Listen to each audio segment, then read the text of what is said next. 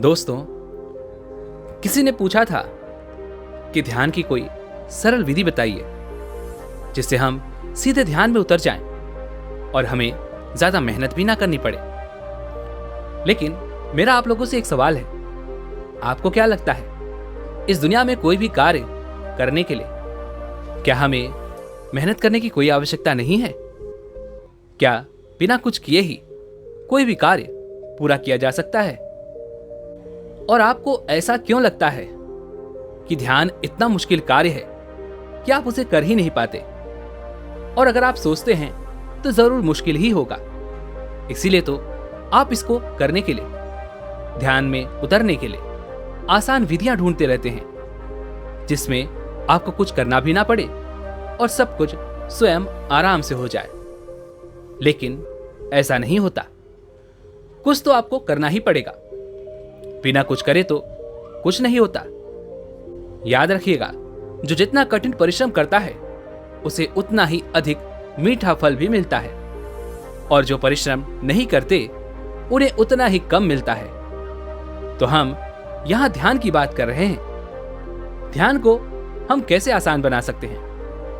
अगर वास्तविकता देखी जाए तो ध्यान बहुत आसान है, लेकिन न जाने क्यों आप लोगों ने यह मान रखा है कि ध्यान करना बहुत मुश्किल है, बहुत कठिन है।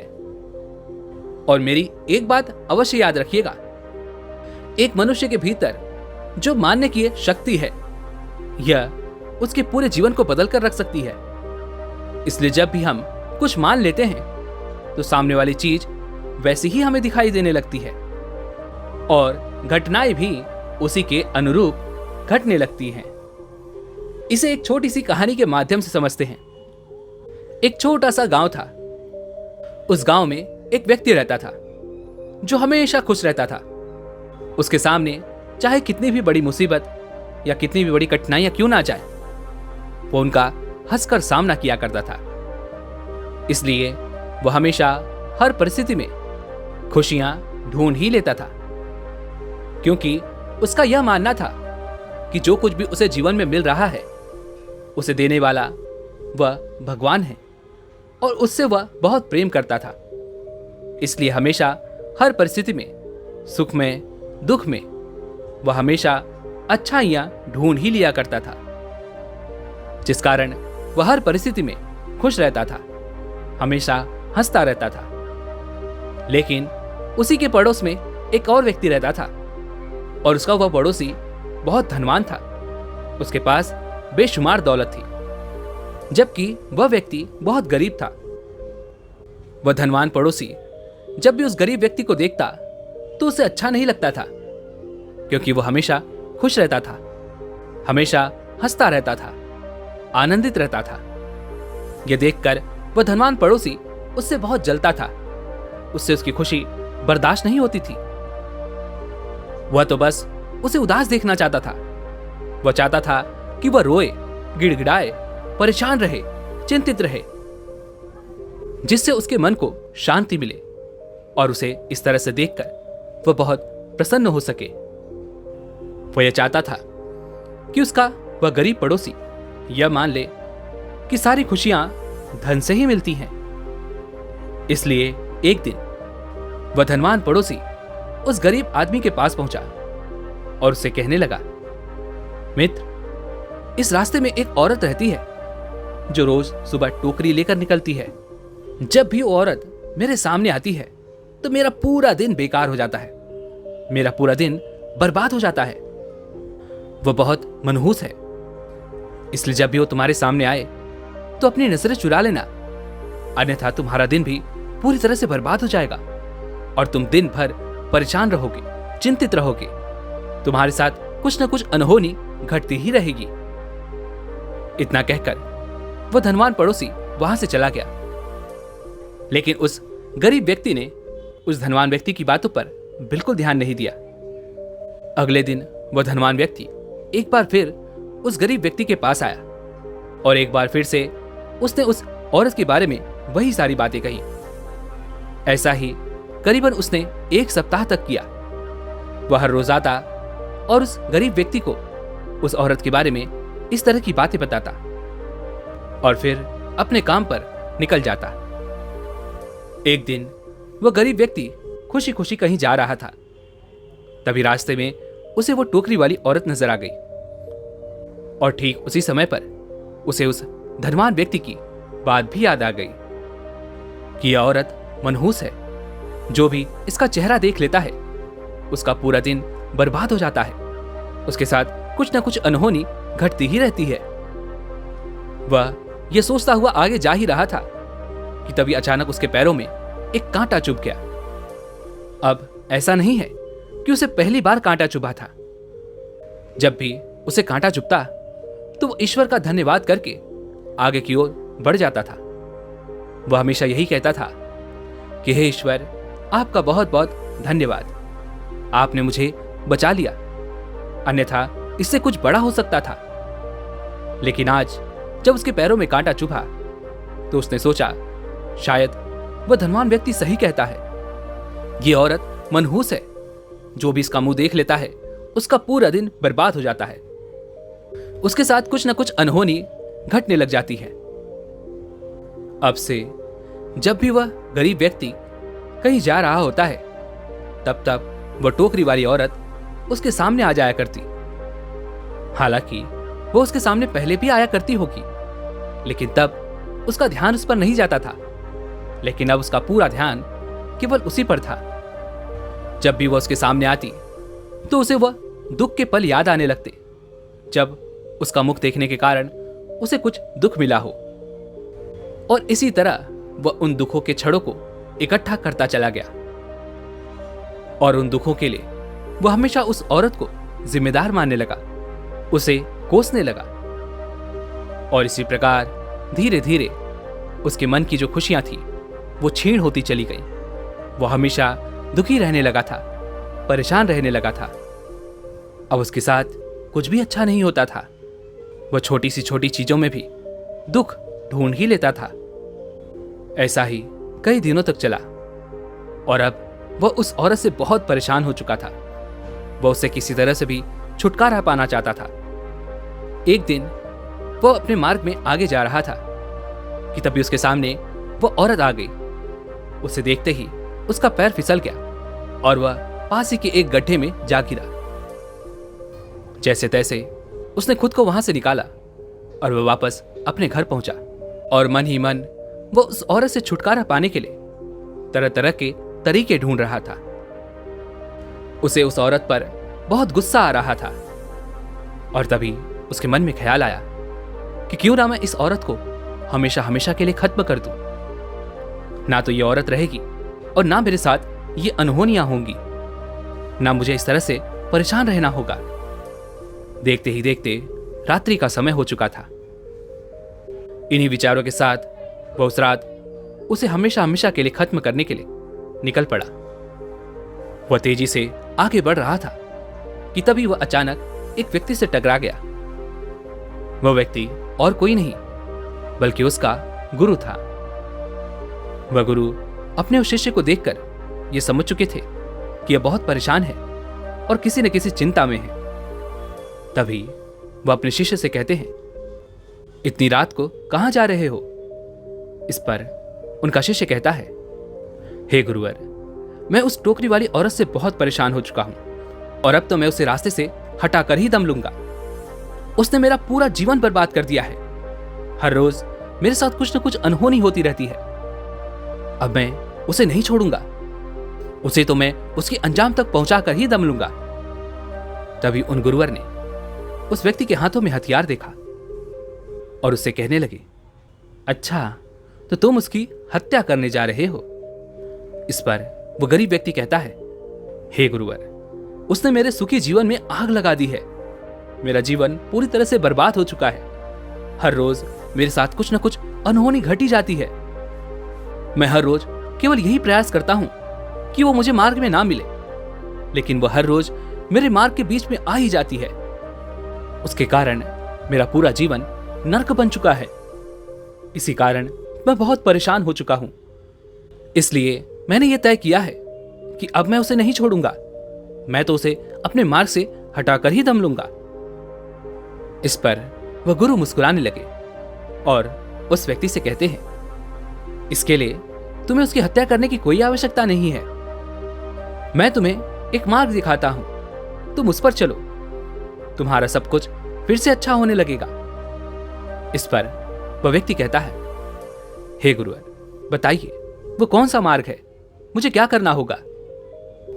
तभी वह गुरुवर कहते हैं, इसी मार्ग पर एक और औरत रहती है और मैंने उसके बारे में बहुत कुछ सुना है।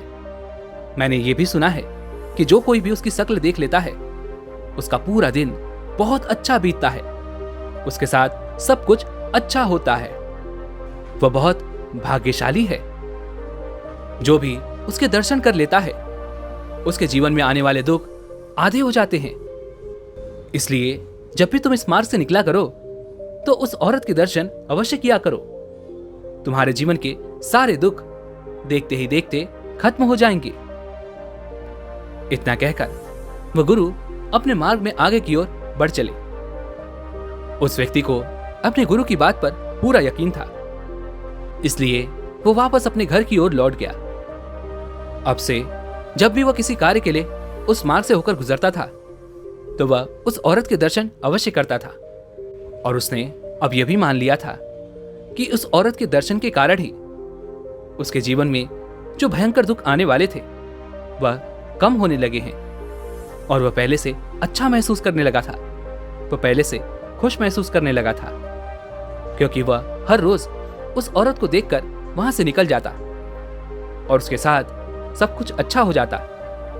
उसे इस बात का विश्वास हो चुका था कि अब उसके साथ कुछ भी अहित नहीं होगा, उसके साथ सब कुछ अब अच्छा ही होगा।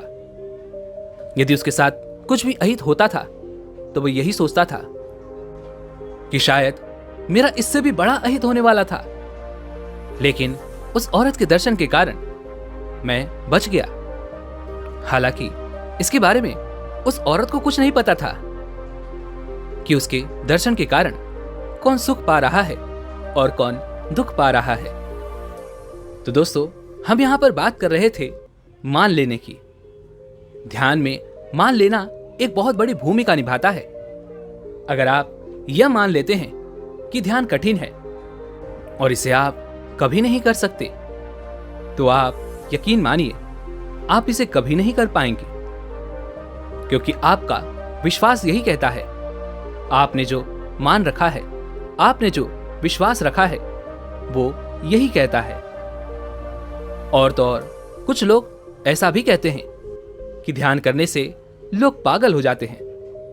यदि आप ऐसा मानते हैं तो आपके साथ भी ऐसा ही होगा। लेकिन जरा ये सोचिए, क्या नकारात्मक विचारों से सकारात्मक चीजों को उत्पन्न किया जा सकता है? क्या नकारात्मक विचारों से सकारात्मक विचारों का निर्माण किया जा सकता है? नहीं। यदि आपको सकारात्मक होना है तो आपको सकारात्मक सोचना होगा, सकारात्मक चीजें माननी होंगी, सकारात्मक चीजों पर विश्वास करना होगा और सकारात्मक विचार ही उत्पन्न करने होंगे। इसलिए जो आप मान लेते हैं आपके साथ ठीक वैसा ही होता है। तो अब बात आती है कि ध्यान कैसे किया जाए। शुरुआत में तो हम केवल ध्यान करने की कोशिश ही कर सकते हैं, लेकिन एक बात आपने यह भी ध्यान दी होगी, आप पूरे दिन में बहुत सारा समय यूं ही व्यर्थ गवा देते हैं। लेकिन यदि कोई आपसे यह कहे कि केवल 5 मिनट दिन में, केवल 5 मिनट आप अपने ध्यान को दीजिए, तो आप ये नहीं कर पाएंगे। हालांकि आप अपना अधिकांश समय यूं ही व्यर्थ गवा देते हैं, लेकिन वो 5 मिनट आप ध्यान करने में नहीं दे सकते। आपसे कोई कहे कि 5 मिनट बैठकर शांति से केवल अपनी सांसों पर ध्यान दीजिए, तो ये आप नहीं कर पाएंगे। हो सकता है कि आप में से अधिकांश लोग इसे 1 दिन करें, 2 दिन करें, 3 दिन करें, 4 दिन करें, और फिर किसी की बात सुनकर अगर आपको और भी ज्यादा प्रेरणा मिल जाए तो हो सकता है कि आप उसे 15 से 20 दिन या फिर महीना भर कर सकते हैं। लेकिन फिर आप इसे ऊपरी मन से करने लग जाएंगे और एक न एक दिन आप इसे छोड़ देंगे। लेकिन आपने ये नहीं सोचा कि जहां पर आप अपना समय यूं ही व्यर्थ कर देते हैं, वहां पर केवल दिन में 5 मिनट निकालना क्या इतना मुश्किल है? जरा सोचिए, क्या इससे सरल और इससे आसान कुछ हो सकता है? हाँ, शुरुआत में हम ध्यान का अभ्यास जरूर करेंगे, शुरुआत में हम ध्यान करने का प्रयास जरूर करेंगे, लेकिन ध्यान नहीं लग पाएगा। इससे आप परेशान होने लगेंगे, चिंतित होने लगेंगे और तरह तरह के अलग मार्गों को ढूंढने लग जाएंगे जो इससे भी सीधा हो, सरल हो, आसान हो, जिसमें आपको कुछ करना भी ना पड़े और आप आसानी से ध्यान में उतर जाएं। और कुछ लोग जो धैर्य बनाकर रखेंगे और ध्यान की कोशिश अर्थात ध्यान का अभ्यास निरंतर करते रहेंगे, वह एक न एक दिन ध्यान में जरूर अवतरित हो जाएंगे और देखते ही देखते यह ध्यान संपूर्ण हो जाएगा। और जब आप एक बार उस ध्यान में उतर जाएंगे, तब आप अपने जीवन को देख सकेंगे, उसकी वास्तविकता को जान सकेंगे, अपने आप को पहचान सकेंगे। तब आपकी सोच और समझ का विस्तार होने लगेगा। महात्मा बुद्ध भी इसी तरह से ध्यान किया करते थे। वह केवल अपनी सांसों पर ध्यान लगाया करते थे, क्योंकि सांस ही एक ऐसी चीज है जो आपके साथ हमेशा रहती है। जब तक आपका ये शरीर है, तब तक आपकी सांसें भी हैं और तभी तक ध्यान संभव है। बिना सांसों के या बिना शरीर के ध्यान नहीं किया जा सकता। सांस रूपी यह एक ऐसा यंत्र है जो आपको मिला हुआ है, जिस पर आप कभी भी, कहीं भी, किसी भी अवस्था में ध्यान केंद्रित कर सकते हैं। बाकी ऐसी कोई चीज नहीं जिसे हर जगह, हर समय अपने साथ आप लेकर चल सकते हो और वो आपको इस भौतिक जगत से आपके आंतरिक जगत तक जोड़ती हो। क्या आपने कभी एक पल के लिए सोचा है कि आपको दिन भर में कितनी सांसें आती हैं और कितनी सांसें जाती हैं? क्या आपने कभी इस पर ध्यान दिया है? क्या आपने कभी यह भी ध्यान दिया है कि क्या आप सांसें ले रहे हैं या नहीं? तो चलिए एक छोटा सा प्रयोग करके देखते हैं। आप सबके पास मोबाइल फोन तो होगा ही, जिसे आप यूज करते हैं। आपके पास इंटरनेट भी होगा। आपका जब मन करता है तब आप अपने फोन पर उंगलियां चलाने लग जाते हैं। कुछ नहीं तो आप बार बार फोन ऑन ही करके देख लेते हैं। कुछ मिल जाए, कुछ मजेदार ढूंढने लगते हैं, क्योंकि फोन आपकी एक आदत सी बन चुकी है और आप उसके बिना एक सेकेंड भी रह नहीं पाते। तो अब आपके मन में यह प्रश्न उठ रहा होगा कि आखिर आपको करना क्या है? तो आपको बस एक छोटा सा काम करना है। आपको अपने इस फोन को कुछ देर के लिए अपने आप से दूर रखना है और अपने आप पर ध्यान केंद्रित करना है कि आप कितनी देर तक फोन को बिना इस्तेमाल किए रह सकते हैं।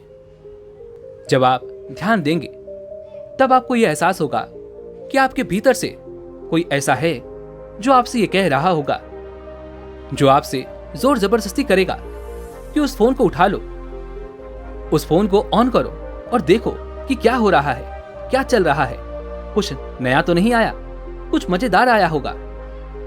अब आपके मन में यह प्रश्न उठ रहा होगा कि आखिर ये जोर जबरदस्ती हमसे करेगा कौन?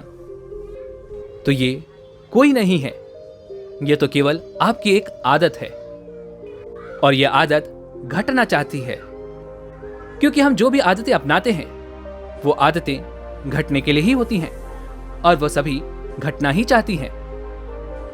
वह आपके द्वारा बाहर की ओर कार्य करना चाहती हैं और अगर ये एक आदत है जो आप पर हावी हो रही है, तो आंखें बंद करना और ध्यान देना कि आप में ये आदत कहां से आई है और आपके भीतर ये कहां समाई हुई है। क्या आप इसे जान सकते हो? क्या आप इसे पहचान सकते हो? क्या आप इस पर नियंत्रण पा सकते हो? अगर हां, तो कैसे? और यह केवल एक आदत नहीं है, ऐसी कई सारी आदतें हमारे भीतर यूं ही छुपी हुई हैं, जो हमारे द्वारा बाहर के कार्य करना चाहती हैं, अर्थात घटना चाहती हैं, और इन्हीं आदतों के कारण हमारा निर्माण होता है। यही आदतें हमारा निर्माण कर रही हैं, और वो भी बिना हमारी अनुमति के। क्या आपने इस बारे में कभी सोचा था? ऐसे ही जीवन की छोटी छोटी बातों में आप ध्यान को केंद्रित कर सकते हैं। उसमें अपने आप को ढूंढ सकते हैं, समझ सकते हैं, पहचान सकते हैं, उनकी वास्तविकता और सत्यता को देख सकते हैं। हो सकता है यह प्रयोग आप में से कई लोगों को समझ में आया हो और ना भी समझ में आया हो। यदि आपको समझ में आया तो आप मुझे कमेंट में जरूर बताइएगा, और यदि आपको यह प्रयोग नहीं समझ में आया तो भी आप मुझे कमेंट में बता सकते हैं। इसी के साथ में उम्मीद है कि आपको आज की वीडियो जरूर पसंद आई होगी, और मैं उम्मीद करता हूं कि आप इस प्रयोग को एक बार अपने जीवन में जरूर उतार कर देखेंगे। वैसे अगर आपको ये वीडियो अच्छी लगी हो तो आप लाइक और शेयर करने के साथ चैनल को सब्सक्राइब और घंटी बटन को जरूर दबा दीजिएगा। तो चलिए मिलते हैं ऐसे एक और वीडियो में, तब तक के लिए अपना ख्याल रखें। धन्यवाद।